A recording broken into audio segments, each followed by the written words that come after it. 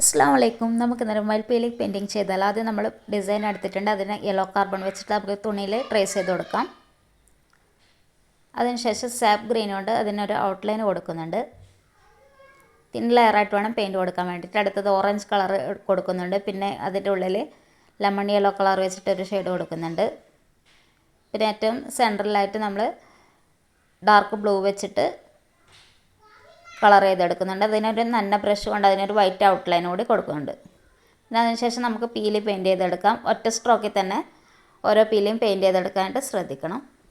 വളരെ സിമ്പിളായിട്ട് ചെയ്യാൻ പറ്റുന്ന ഒരു പെയിൻറ്റിംഗ് ആണിത്. നമുക്ക് സാരിയിലൊക്കെ ചെയ്യാൻ പറ്റുന്ന ഒരു വർക്കാണിത്. ഇനി ഇത് ഈ ഒരു ഫെദറിൻ്റെ നടുഭാഗത്തായിട്ട് നമ്മൾ ഗോൾഡൻ കളർ കൊണ്ട് ഒരു ഔട്ട്ലൈൻ കൂടി കൊടുക്കുന്നുണ്ട്. അത് ഇത്തിരി തിക്കായിട്ടാണ് കൊടുക്കുന്നത്.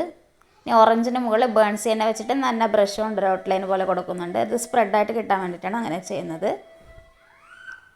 അപ്പം നമ്മുടെ സിമ്പിളായിട്ടുള്ള മയിൽപ്പീലി പെയിൻറ്റിങ് റെഡി ആയിട്ടുണ്ട്. എല്ലാവരും ഇതൊരു ട്രൈ ചെയ്ത് നോക്കണം. എല്ലാവർക്കും എളുപ്പത്തിൽ ചെയ്യാൻ പറ്റുന്ന ഒരു വർക്ക് കൂടിയാണിത്. അപ്പോൾ വീഡിയോ ഇഷ്ടപ്പെട്ടിട്ടുണ്ടെങ്കിൽ വീഡിയോ ലൈക്ക് ചെയ്യുക, കമൻറ്റ് ചെയ്യുക, സബ്സ്ക്രൈബ് ചെയ്യുക.